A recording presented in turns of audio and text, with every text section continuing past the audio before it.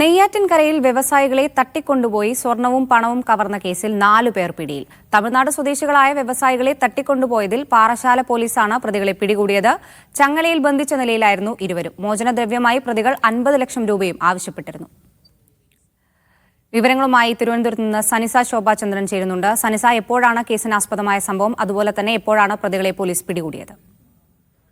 Akshaya, Thiruvananthapuram നെയ്യാറ്റിൻകരയിലാണ് police വേഷത്തിൽ വന്ന് വ്യവസായികളെ തട്ടിക്കൊണ്ടുപോയി കെട്ടിയിട്ട് സ്വർണവും പണവും കവർന്നത്. ഈ കേസിൽ 4 പേരെയാണ് പോലീസ് ഇപ്പോൾ പിടികൂടിയിരിക്കുന്നത്. പാറശാല പോലീസാണ് ഈ പ്രതികളെ പിടികൂടിയത്. ഓൺലൈനിലൂടെ പരിചയപ്പെട്ട് കൃഷ്ണഗിരിയിലെ വസ്തുവിൽപ്പനയ്ക്കായി ബന്ധപ്പെട്ടെത്തിയ തമിഴ്നാട് സ്വദേശികളായ വ്യവസായികളെയാണ് ആൾതാമസമില്ലാത്ത വീട്ടിൽ കെട്ടിയിട്ട് മർദ്ദിച്ച് സ്വർണവും പണവും കവർന്നത്. നെയ്യാറ്റിൻകര സ്വദേശി അഭിരാം, കുന്നത്തുകാൽ സ്വദേശി ബിനോയ്, നെയ്യാറ്റിൻകര സ്വദേശി വിഷ്ണു എസ്, ഉദിയൻകുളങ്ങര സ്വദേശി സാമുവൽ തോമസ് എന്നിവരെയാണ് പോലീസ് ഇത്തരത്തിൽ ഈ ഒരു കേസിൽ അറസ്റ്റ് ചെയ്തിരിക്കുന്നത്.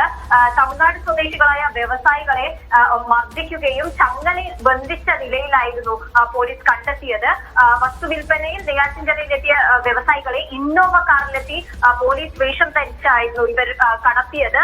തുടർന്ന് കാറിൽ കയറ്റി ആൾതാമസമില്ലാത്ത വീട്ടിലേക്ക് കൊണ്ടുപോവുകയും കാറിൽ വെച്ചാണ് വ്യവസായിയെ ക്രൂരമായി മർദ്ദിച്ചത്. മോചനദ്രവ്യമായിട്ട് 50 ലക്ഷം രൂപ നൽകിയാൽ മാത്രമേ വിട്ടു നൽകൂ എന്ന് അറിയിച്ചതായും പോലീസ് പറയുന്നുണ്ട്.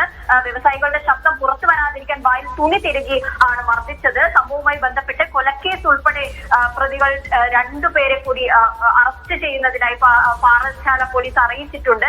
ലഹരിക്കടത്തുമായി ബന്ധപ്പെട്ട അന്വേഷണത്തിനിറങ്ങിയ ഡാൻസ് ഓഫ് സംഘമാണ് ഇത്തരത്തിൽ ആൾതാമസമില്ലാത്ത വീട്ടിൽ അസ്വാഭാവികത ശ്രദ്ധിക്കുകയും സംഭവം പോലീസിനെ അറിയിക്കുകയും ചെയ്തത്. പ്രതികളെ കൂടുതൽ ചോദ്യം ചെയ്താൽ മാത്രമേ ഇതുമായി ബന്ധപ്പെട്ട കൂടുതൽ വിവരങ്ങൾ പുറത്തു വരൂ. അക്ഷയ, ശരി. തിരുവനന്തപുരത്ത് വാർത്തയുടെ വിവരങ്ങൾ നൽകിയത് സനിസയാണ്.